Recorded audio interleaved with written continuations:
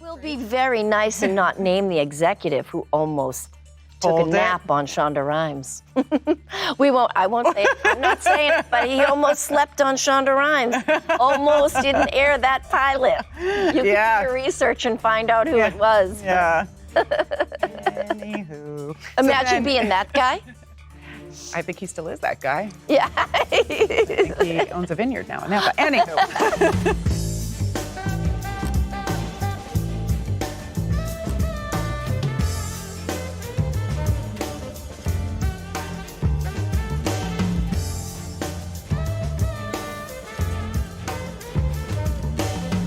Rock, paper, scissors, shoot. No, you. You start. You're more professional. You don't have a good memory. No. Okay, so let's start there. Do you have a memory of when we met? Because I was thinking, and I don't remember when we met.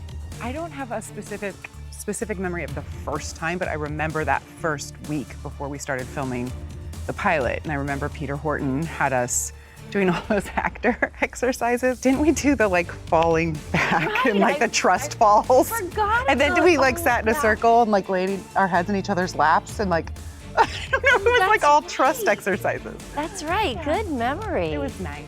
Yeah. Yeah. I don't remember. I remember you had my baby shower for me. I did. That was By the way, I still have all those photos. I meant to put together an album for you. I know it's been 13 years, but it's not too late, is it? No. Okay, great. I'll send Are you that off to kidding? you. I would love those You photos. would love the photos. And they still pop up sometimes this time 13 years ago. And it just brings back so many incredible memories. You were so pregnant and I was. Everyone was there, the crew, the cast. It was really kind of a great day. So how old is your oldest? My oldest, Nayli Moon, is 14. So she was just a year older. Almost exactly. Isn't Stella September? A September Yes, baby? yes. Yeah, so Nayli came to us at 9 months around September, and you were just about to have Stella Luna. So we were kind of in the boat together. It was really interesting. So has Nayli seen the show? No, no, I haven't gone there yet with her. Stella has, right? You've watched it together. In 6th grade, which I thought was a bit crazy, knowing what's in those I remember. seasons especially. I was like, oh, in 6th grade, they've all seen, and she was like, Mom, I'm the only one who hasn't seen it. It's a little embarrassing and weird. So I said, okay. So in the summer, she started watching it.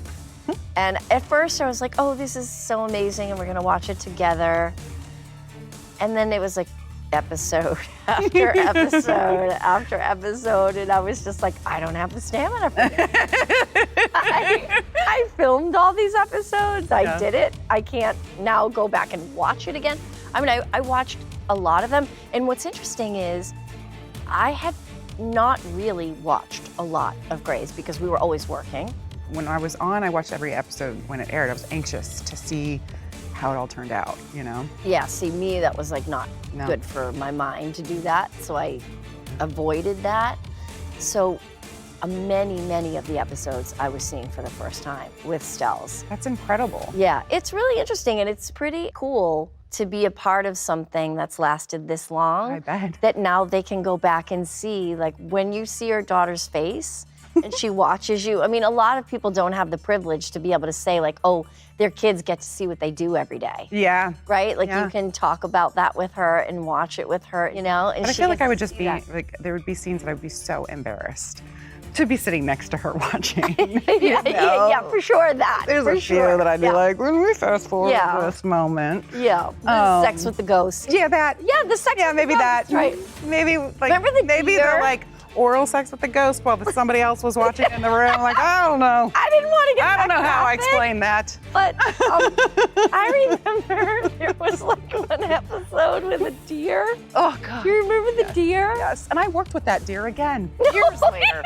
Can you believe it? I'm not kidding. I'm not exaggerating. I'm serious. I worked with that deer years later on a different show I was doing. And it was this moment where my character is driving in a car and this beautiful deer stops and crosses the road, a dark road with no one around, but in the city. And she has this moment, and I'm like, I know that deer. I saved that deer on Grey's Anatomy. Or you knew for sure it was the same deer? They told me. Oh, they told you? But it would be amazing if I had recognized the deer. Because Hollywood deers have resumes. Yeah, absolutely. They were like, Catherine, remember when you took this photo with the deer? This is the same deer. Yeah, good times. We also had a lion on the show once, too. I don't think I was there for that. There was, I don't know what episode or what season, but there was a scene with Meredith in a car and a lion just crosses the street. Why? I don't know. Neat. Wow, incredible. Yeah. The imagery, just gorgeous. 19 seasons. I'm surprised there isn't a giraffe. I mean, good times. Really good. Yeah, for sure. It's definitely a way to make a living. For sure. yeah. Very serious way. Yeah, really serious work. Very serious. When did you know that Grey's was a hit? The first indication was, do you remember we filmed the whole first season? Yeah. It was going to air on Sunday night after Desperate Housewives. That's right. And then we came into work the next day and everybody was freaking out. The ratings were Because the numbers huge. were so good. Yeah, and then those numbers, I mean, I don't even know if people can count that high anymore back then. Those are, when you look at network numbers now, you're like, I know. But yeah, changed. and then we went on hiatus. Yes. And then the show was airing yes. as we were on break. That's I'm so grateful there was no social media then. I know. We literally would be. I know. We would have lost our minds, even more than we already lost our minds. Yeah, it didn't take a lot. No. And that was really just gonna throw it way over the edge. No, I just remember that I was nervous, at least I think that they were not gonna air it. There was a moment where it was unclear if they were gonna air it. They didn't like it. Remember they changed the name? They tried to change the name. Do you remember that day on set? No. That is a day I really remember because the mood on set was like, oh, they're going to change the name of the show to Complications. And it was just like somebody had died and everybody on set felt that we've been working so hard, we love this show so much, and if they change the name to this, it'll never go. It's a horrible title. And it was just this collective like mourning on set. Yeah. But that only lasted for a day or two. I don't and even, then yeah, they put it that's back. like, I don't quite remember that, but I just remember them like, it felt like the network or the studio, somebody didn't quite like what we were doing. Yes. And it was unclear if they were even going to air it. And then they did, and just what you said happened, and then we had to go to upfronts. And everything had changed. And Happy to be here, this is we'll great. be very nice and not name the executive who almost took Hold a it. nap on Shonda Rhimes. I won't say it. I'm not saying it, but he almost slept on Shonda Rhimes. Almost didn't air that pilot. You can do your research and find out who it was. Yeah. Anywho. Anyway. Imagine being that guy. I think he still is that guy. Yeah. I think he owns a vineyard now. But anywho, so then we ended up in New York. And now he's in the liquor store. Yeah. So then we ended up in New York for the upfronts, going to promote the second season or, do that whole thing. And it was crazy, Ellen. People were stopping us on the street, like New Yorkers were stopping us on the street to tell us how much they love the show. And it was truly water cooler like experience for. Yeah. Have you been to New York? It's still happening.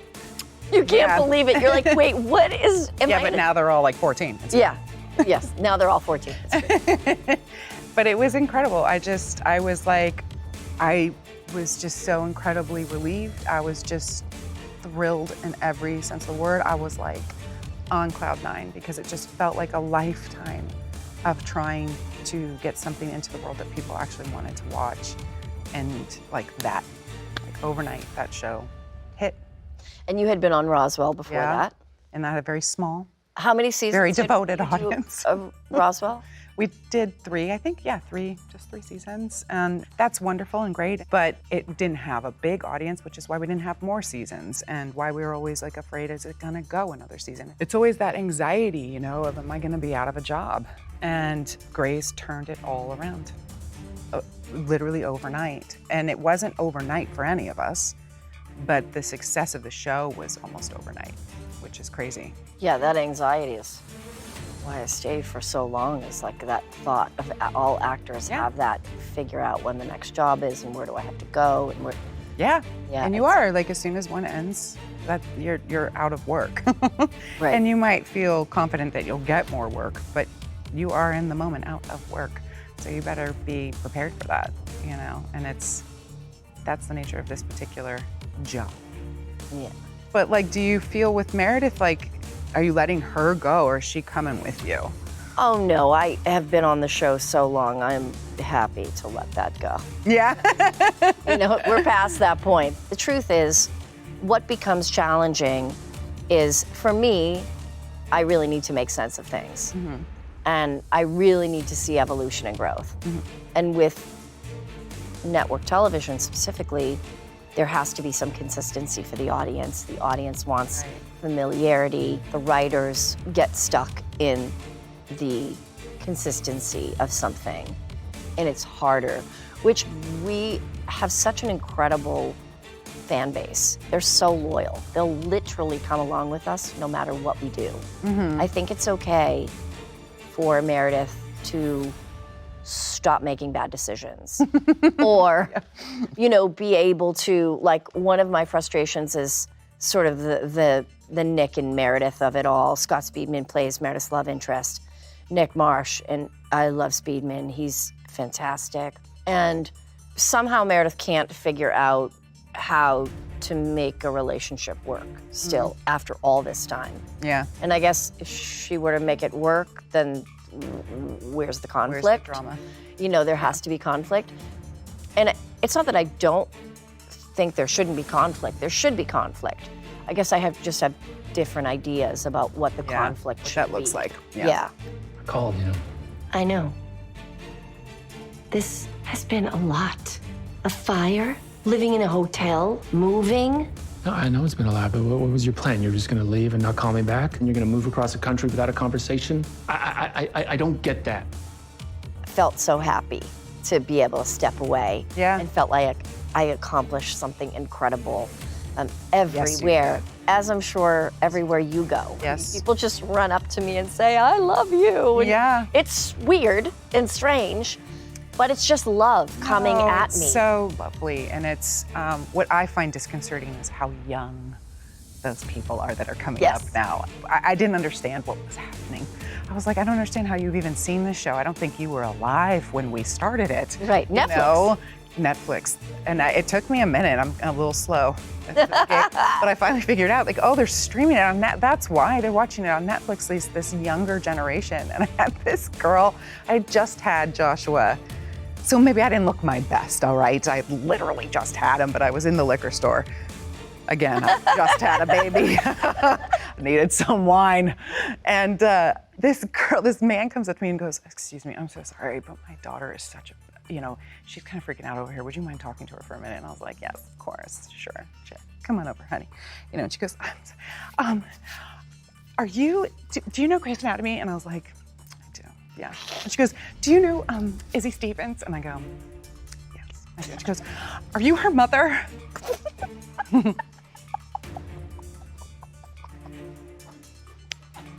I was like, how old are you? She was like, I'm 17. I was like, go away. Don't ever talk to me again. But that's what's happening. I mean, thankfully that hasn't happened again, but it's 17-year-olds and 15-year-olds and, you know, seriously kids that were not born when we started the show coming up and going, oh my God, are you the girl on Grey's Anatomy, right? And it's shocking and wonderful and lovely and adorable that they love it so much, but they do. I mean, perhaps there are other shows that have had that kind of rebirth with a younger generation, especially because of Netflix and that your ability to go and stream something that. A lot of them. Friends. Oh yeah, Friends, of course. Gossip Girl is a big one. Really? Kids love Gossip Girl. That's what Stella's watching right now. I don't know. I watched that when it was on, and I don't want Haley to know that kids can do that kind of stuff. Oh, she's gonna find it on TikTok. I'm sure she already is well aware. She's gonna know. I prefer my bubble. Have you seen Euphoria? No. Oh. I mean, no. Don't. We are definitely not watching that. No, That's no. very upsetting. I tried, and it's a no. No. So, okay, so this is a real thing. So my daughter and her friends, you know, they sit around and they're like, oh, she's a pick-me girl. Oh my God. like, is that what that means? Yes. So I'm like, what's a pick-me girl? Oh no. So they were like, you know, Pick me. girls who are like, Choose me. pick me, choose me. And I'm like, hello, do you know who invented the pick-me girl? And That's listen, incredible. I don't know if you remember, but I fought that speech so hard. Yes, That's me too. another like really interesting thing about life is some things that I was like so against. And I was like, why would I beg a man? I can't beg a man on TV. I This know. is so embarrassing. It's so hard, right? And then it turns out to be like one of the most successful scenes or the most famous was scenes beautiful. ever. So pick me. Choose me. Love me. I didn't know Yeah. that that's what that meant because my daughter has said it to me. And I said, Oh. what does that mean? She's a pick-me girl. And she goes, well, you know, she's just like wants a lot of attention and wants people to like pick her, choose her. And I was like, oh, and it didn't register. Right. And now I'm like, it's crazy. It's crazy when art starts to like bleed into your life. Do you remember the scene? I remember my mom called you after you'd done a particularly complicated, difficult, emotional scene and had like called to tell you how proud of you she was and that she thought you did just such a beautiful job with it. And I was talking to her about it recently because she obviously, she says hello, by the way. I She love just loves Nancy you. so much. But Nancy should have her own show. yeah, She's- we've joked about her having a podcast or something and she wants to call it Just My Opinion. I went, please don't do this. It will end everything. Anyway, but I don't remember. I said, Mom, what scene was it? And she was like, I think it was with her mother, like on the episode with Kate. Do you remember? I don't remember, but I've always had an incredible relationship with your mother. We've always gotten along great. Yeah, she just loves you. My And- mother loves strong women. Yeah, she is a hoot. She's amazing. Yeah. Your mother. Well, she just loves you. And there were so many wonderful things that came out of the show, like those kinds of relationships. And we did have a lot of fun, sometimes too much fun. I remember a lot Friday of... nights were sometimes a little too much fun. A little too much Fraturdays. fun. Yeah. With like, you have to understand, like people, you have to understand. It's like a Friday night, 2 in the morning, and you gotta run real cow bowel. Does anybody know what Explain to running us cow what running bowel cow is? bowel is. Yeah. See, it's like the intestines, and you have to find Judy dolls. That's Remember right. Judy Oh, dolls? Jesus, yeah. But we used to use, this is this is terrible, and Katie would always advocate and try to speak up and say things, but we used a lot of real animal parts Yeah. in the surgeries back in the day. And what happens is, after hours and hours and hours under the lights, you know, it obviously starts to smell terrible. You're wearing a mask, so that helps. But it's just not the most pleasant experience. And your feet are tired, and you're staring at this cow heart and bowel, and it's just like, Brains. yeah, I just remember by like, I want to say season 2, we've become so desensitized to it in a way that we would like take our second meal and we'd be standing on our marks, like Yeah. eating like ramen over the cow intestines. So they'd be like, okay, we're ready to go. And you'd be like, okay, hey, thank you so much for looking for the Judy dolls, you know? Like, we just stopped caring. It was so, that's when you know that you're like, I need a break. you know, Things have gone too far. that's actually the one place in the OR is when memories will come flooding back to me. Yeah, that's so interesting. Yeah, we had a lot of fun. And I think every one of us sort of ended up on that table, didn't we? Yeah, for sure. I think every Meredith one of was us. on it many You were the times. first patient of Seattle, like first doctor that became a patient of Seattle Grace, right? Did I get blown up? No. How No, did I you get didn't blown blow up. I almost blew up. You I almost blew up, Katie. But Kyle Chandler blew up. but then he instead. blew up. Yeah. No, he didn't blow up. Oh, no, he did blow up. Right, he Yeah, blew up. he blew Okay, up. Yeah. And then Sandra, Yeah, I think, coming. ended up. And then Sandra ended up in the hospital bed because she had a utopic. How do you say that? Etopic. Etopic Pregnancy, right. I remember that because I didn't even know that that kind of thing could happen. Kudos to Shonda Rhimes for talking Yeah. about that stuff. Yeah. No, You know- kudos to Shonda for changing the entire dialogue of network television at a time that you know, really didn't have women in those kinds of roles or positions in the story. Didn't have as much diversity. I was young. I wasn't paying that much attention. It just felt like a job, but a great job, but a job. I didn't realize it was as impactful, you know, as it kind of was. You know, hindsight is 20/20. Yes, always. It gives you great perspective, and it's definitely a gift to have it. There's so many memories, so many really good memories, so many times where we laughed so much and so hard, and the crew was so mad at us because we couldn't pull our shit together to get through a take, you know? I remember the prom, Yes. that prom, sleeping on the on the floor of the hospital. of that VA hospital in Northridge. Yep. I remember cutting the LVAD wire Oh yeah? in that room That was on where you were set. filming that scene. Meredith wasn't in that scene, That's right, you come in after. but I was like standing in the hallway when you were guys, and there was like, no one actually even wanted you to do that scene. We're like, no, change it. Like, let's do anything to change it. Let's not actually film this happening. I just like, that whole storyline was so intriguing to me, and it was really fun. It was fun to do, and Jeffrey Dean Morgan is a dream to Yeah. work with and a great guy, and that was all really fun. And I wanted so badly to nail that scene, right? I just wanted it to feel the way it was written on the page. I wanted it to be as like heart-wrenching and all of the things. And I don't usually do this as an actor. I don't like do that whole go into the dark place and listen to the the music that's gonna tear my soul apart and think about all the things in my life.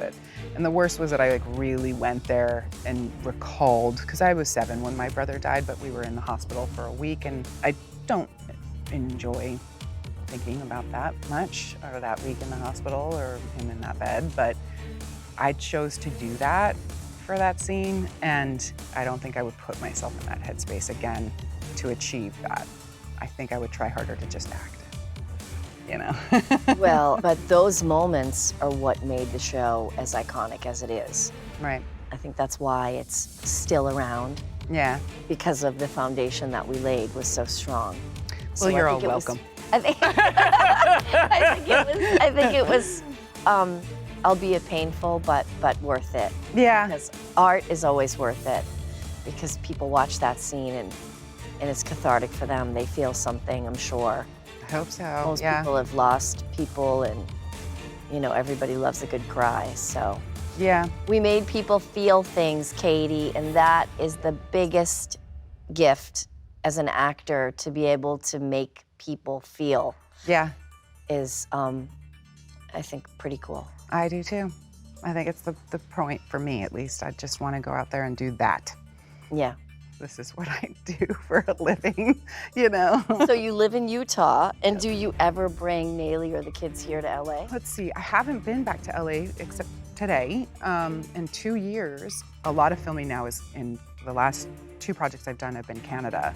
I can't bring them as much anymore because they're 14 and 11, and to take them out of their peer School. groups and their school groups and their activities. They're just not down for it in the same way they used to be. It kind of breaks my heart. Yeah, for sure. It's gotta be, it's lonely. It is a very gypsy-like lifestyle, but now with the kids and being a mother, it's like, I don't want to go alone. And I did go alone for all of Firefly Lane, and it was brutal. And I'm parenting via FaceTime. And at one point, I didn't even have my dogs. So let's talk about Firefly Lane. Okay. So there were 2 books written for Firefly Lane, or 3? Yes, there are 2 books. The Okay. first is Firefly Lane, and then I didn't actually read the second book because it's post the story we were telling. Okay. So we didn't tell that book. We didn't get into that story. But yeah, it has a very definitive ending. Kate dies. So, shit, I'm so sorry. Did I ruin that for everyone? It's brutal. But It's that so is brutal. the amazing thing about streaming, is there is a beginning, a middle, and an end, Yes. which Yes. is, you know, Yeah. on network television. The challenge is, Yeah, you don't know. You have no idea going into network, like, are we gonna have the opportunity to really tell this whole story, or are we gonna end before we could begin? Right. Or are we gonna go so long and be unprepared to continue the story? So with streaming, it was really, that was my first experience doing anything for streaming, and it was I mean, I loved it. I had an extraordinary experience. And you're a Great. producer on that Yes. as well. Yeah. This is Tully Hart, bringing the news straight to you. That's good. This is Tully, Hart, about to burn the office down with my curling iron.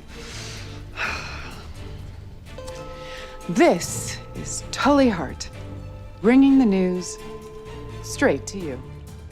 It's odd what they're doing. So essentially it's a season 2 that they shot 16 episodes and then decided to air in 2 parts. So let's just call it 3 seasons. And because that's what it feels like to me. Right. That's a lot of episodes though for a streaming show, 16 episodes. It was, and I think it was like always intended conceivably that they would split it into 2 parts. Okay. But I liked it and I didn't, it's the same, it's 9 months or I guess maybe a little less than 9 months because Grey's is about 9 months a year, right? For those 24 episodes. We do less episodes now. Since Oh, do you? COVID, we've never done 24 again, but. Because that's brutal. It's like, that's most of the year and you're on set and you're committed and you're in it at least 12 hours a day. And so anything else kind of has to fall to the back. But the good part of that was just you're in the rhythm of it. Mm-hmm. We're already here, we're already filming. Let's get those last 6 instead of having to come back and re-team up. And the scripts are already written when you start? Are they finished or are the writers? Many of them, which I also really like. Yes. So we had at least the first 4 already written and ready before we started filming. I always felt with network television, you're always like right down to the wire with that script coming in night before we start shooting the episode, which just feels like sensory overload sometimes and frenetic. But I can't even imagine what those writers have to go through to do that. I don't think that they could have dropped all 16 at once. It would have been overwhelming, I feel. I think the audience needed a breath before this last bit because it gets really heavy. Intense. Yeah. And then you at least are able to shake that right off and go home and be with your kids. That took a minute. Yeah, I had a hard time letting Tully go. Like it was hard to disassociate or something. Oh, I know, women aren't supposed to be angry. Hurt or sad, sure, but angry, oof, better hide it, better lock that up. But I am angry with the man who is suing me. He took my show, he took my voice, so I'm taking it back. There was so much about her that really intimidated me. She's incredibly confident, she's incredibly self-assured. She's got a bit of an ego on her and she's just really like walks into any situation, feeling like she's gonna kill it. And I just thought, I don't know, I related more to Kate and the struggle between like being a working mother and all of that. And I remember at the time Josh said, Katie, you want to, you're looking for a character that feels challenging to you, do the one that scares you. And I was like, okay. And then I ended up really borrowing a lot of Tully for me. And so then I felt like, having to let her go, am I going to lose those bits of her that influenced who I've become? And I just really fell in love with that friendship and fell in love with Sarah Chalky and Chalk. She calls herself Chalky, she confuses me. That's like therapy you get paid for. I guess so. Yeah, I guess so. Exactly.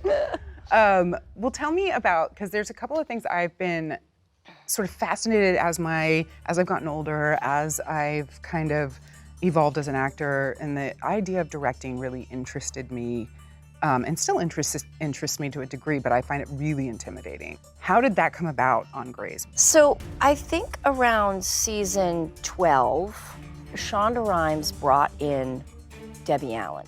With any long-running show, you need gusts of wind to blow in, right? Mm-hmm. To shake things up and try to keep the energy alive and keep it going in a positive direction. And she could, see that I was restless. And so she suggested it. She's a, big director among every other thing that she does.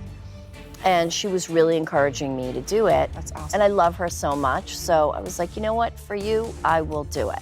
And she taught me, how to do that first one. So that was like, having one of the best teachers you can have. Yeah.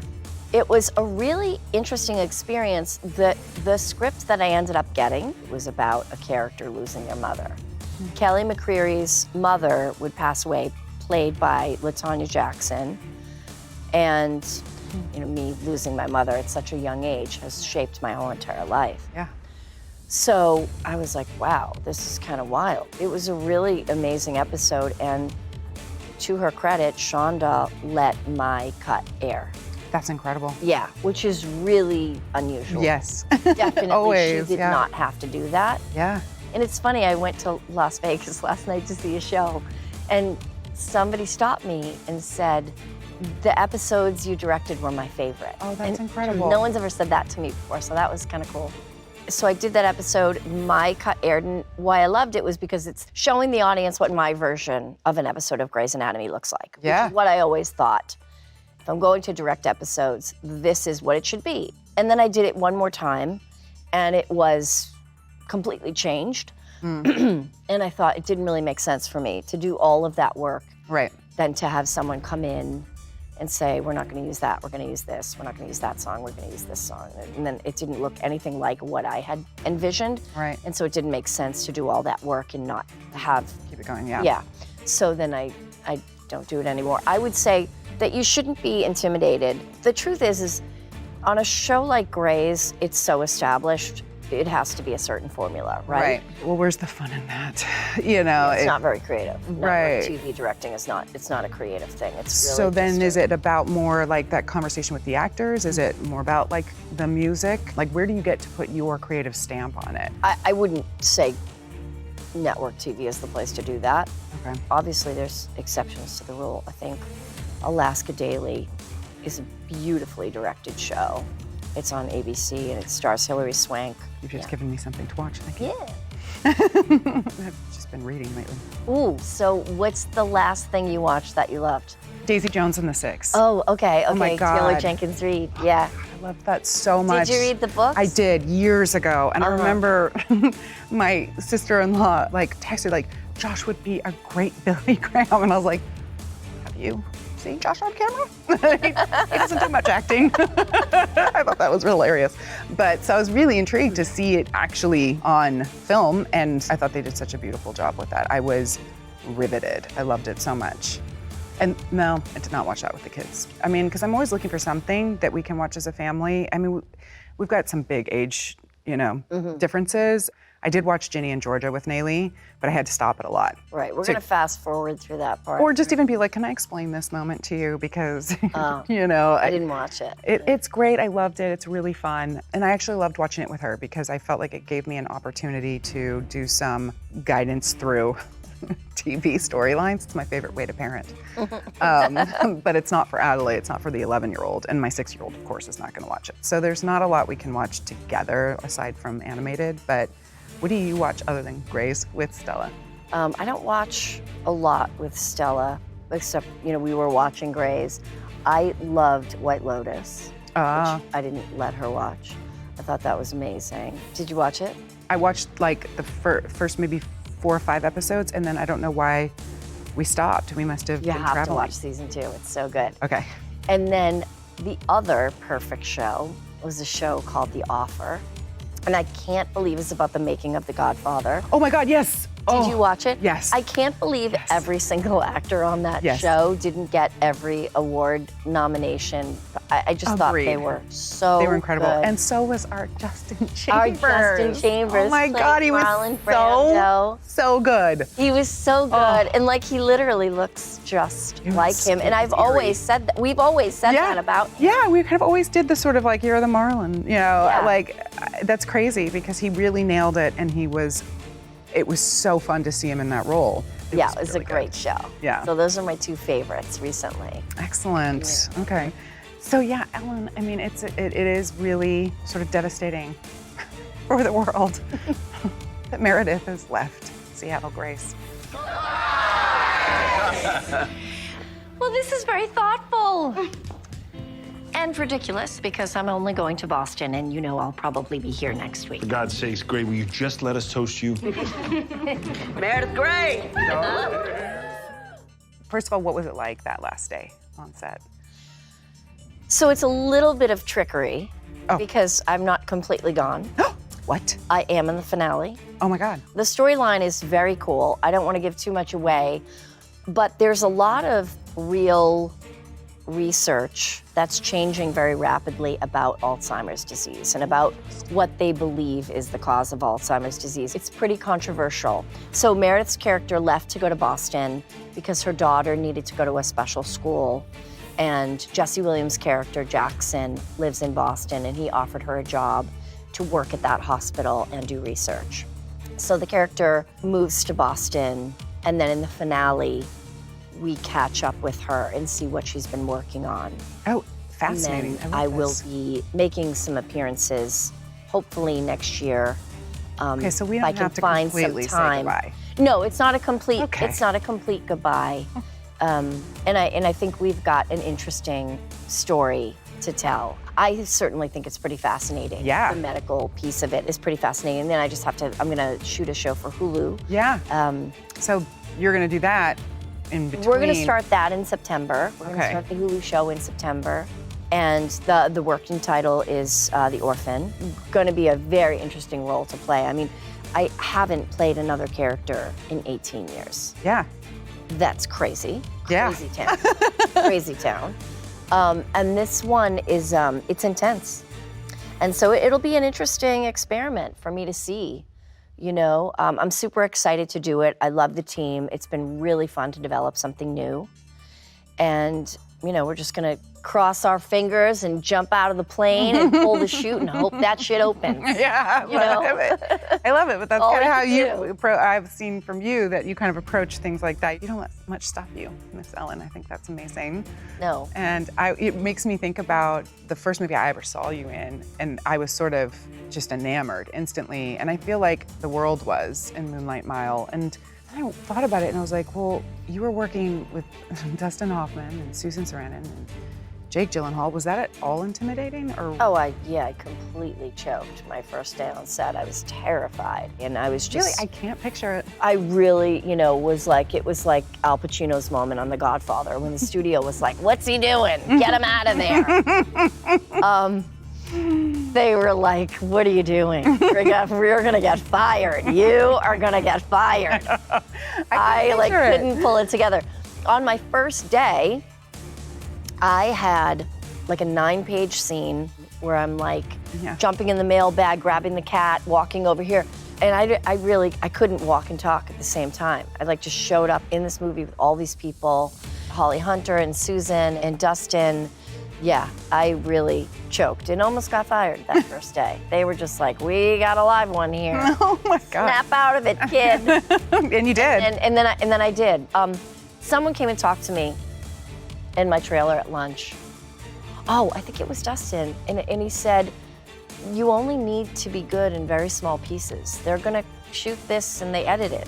Right. Stop thinking," because it was an 8-page, it was super intimidating because it was 8 pages. And I was thinking I had to Nail it. nail the through. whole entire thing all the way through. Yeah. And he was like, "You only have to be good in pieces. Stop putting so much pressure on yourself." Wow. And that was amazing advice. I give it to people now. I gave it to the new cast of interns that came onto Grey's. Yeah. It stayed with me, that piece of advice. That's great advice. And I'm gonna remember it. and the movie turned out okay. It's it's beautiful. So one of the things that is so obvious about Grey's and why the show has impacted people so much is because we were so emotional, right? We were able to generate so much emotion. And it always results in amazing performances, whether actors are torturing themselves or we're torturing each other.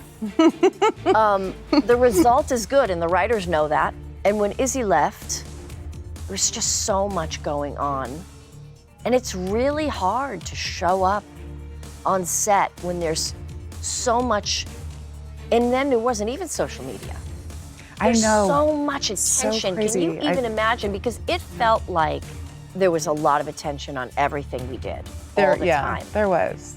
And everything was amplified, and that added to the emotion, and somehow that made the scenes better, and that made the show better, and that made the show more popular. And then Izzy leaves the show, and that was emotional for everybody. Yeah, I think I was like up here, you know, in my headspace, in my gut, in my mind, in my life. I was just vibrating at way too high of a level of anxiety. So for me, it's kind of all a bit of a blur. And it took me years to learn how to deal with that, to master it. Well, I can't even say that I've mastered it.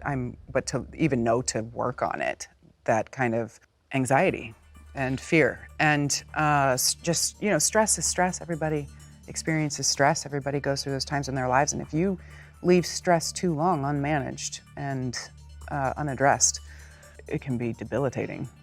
But I also feel like, and this is not specific to the character of Izzy leaving, but stress on sets. I know a lot of actors, I hear a lot of stories. I don't hear about a lot of support. Yeah. And that's one of the things I try to do now as a producer, is specifically on Grey's, is try to offer support, try to have a place for people to talk through things, to talk about things, for actors to feel heard. That's huge. Because the anxiety and the stress is overwhelming. Yeah. And actors are typically young Yeah. and emotional creatures and are meant to just get on with it and deal with it. There's no examples of positivity. There was no one teaching me how to behave. Right. There was no one to tell me this is okay, this is not okay. You see someone doing this, oh, well, okay, well, I'll just do that because that seems to work. It was just look at it, look at it, look at it, look at it. Let's look at it. Right. But let's all just stand around and look at it and talk about it, but let's not actually try to do something meaningful to solve it. calm it down. Yeah. And I worry about young actors when I see things. I see young actors on shows or you hear things or whatever, and you just know that there's probably not a lot of support. Yeah. If they're portraying drug addicts on shows and everybody knows they're a drug addict in real life. And everybody knows, and it's like, we're fine to exploit that because it's a successful show and it's making a lot of money and no one really cares, and that person could end up dead, and then everybody will be like, oh my God. Yeah. Whoa, we didn't see that coming, really, because probably everybody saw it coming. Yeah. There's a very exploitive nature to what we do. Yeah. Thank God now, there are, intimacy coordinators create a whole nother slew of problems. But the intention behind it is good. Yeah. The execution is always sometimes weird because how do you train to be an intimacy coordinator? I had this experience on Firefly Lane. I'm like, I'm an old Hollywood broad, bitch. I know what I'm doing. You don't have to tell me how to make out on camera, okay? I was so awkward about it. I was like, this is such an odd conversation. And I ended up loving this woman so deeply and being so grateful for her because she protected us in a way that I didn't realize how unprotected we were. I didn't even really quite realize having somebody else stand there and say, she won't do that. Right. Find another way to shoot it. I was like, or find another way to write it. This is great. I don't have to be the bad guy and she's protecting me. And I was so grateful to her as well because we did have young girls on the set. They were playing Kate and Tully at 14 and 15 and they had, stuff they had to do. There was a rape scene and for her to be there protecting them, I was like, oh, I felt this weight off of me in a way that I didn't feel like I had to somehow find a way to fight those battles for these girls. And, I'm always the bad guy. It's just, people like me to be the bad guy. I like giving them that.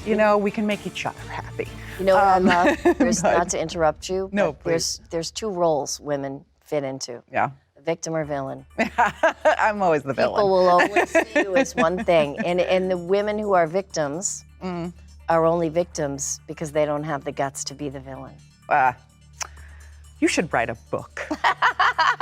I will do the cover illustration. Unliked. Another super profound thing that someone said to me, my manager, John Carabino, who is a charismatic gentleman and always has very wise words, had a big negotiation and they did a piece in the Hollywood Reporter about it and there was a lot of anxiety around it. And he said, are you prepared to be unpopular? And I had no idea what he was talking about. Yeah. And I said, what do you mean? And he said, well, when this article comes out and They talk about how much money you make, you will instantly become the least popular person on set. Oh, No one will be happy for you. right. So you have to be okay with not being liked. And when you get to a certain level of success, if you're not okay with certain people not liking you, some people are not gonna like you. If you can't handle that, then you'll only always be a victim. Yeah, no, that's fascinating. I love that. And I think I was so naive. Listen, I went and I got my soapbox and I put my soapbox down and I got on my soapbox and I had some things to say.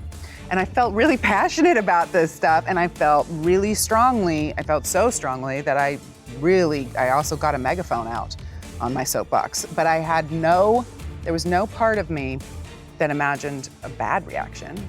I felt really justified in how I felt about it, and where I was coming from. So it took me a minute to really stop being the victim because of the reaction that I got and finding and tuning out all that noise, because it's been most of my life, I think most women do, kind of being in that people-pleasing mode.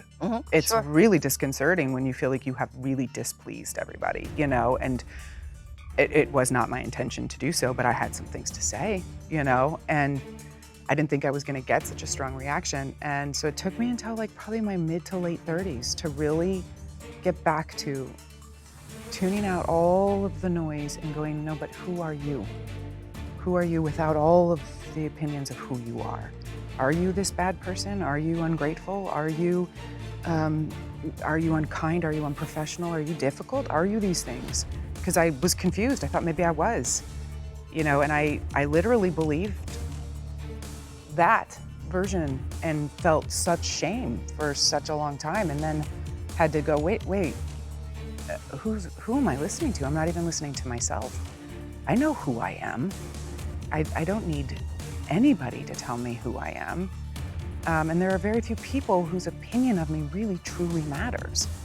And I would say that everybody in this world needs to find a way to let their opinions of themselves be the most important thing that matters. But I think that's difficult. There's going to be people in your life like your mother or your father or your best friend or your spouse whose opinion matters to you about what they think of you. But those are the few for me at this point. And I think that's when I got really comfortable with my role as the villain. It's and really amazing. enjoyed it.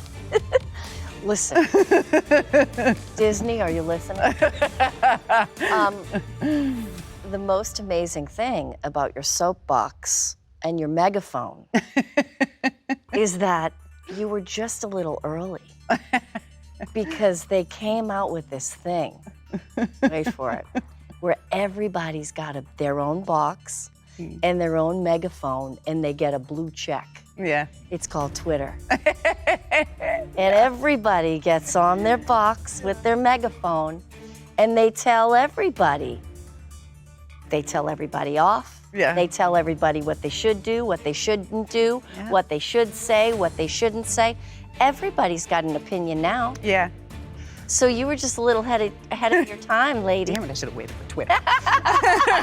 It'd be huge. Because now it's like the irony of all of that noise is we have that noise every day now. Yeah. Everybody's got an opinion, everybody's slamming everybody, everybody's criticizing everybody for everything that they're doing. Yeah. But the difference is they're not beautiful and successful, and all of them can hide behind that phone and have opinions.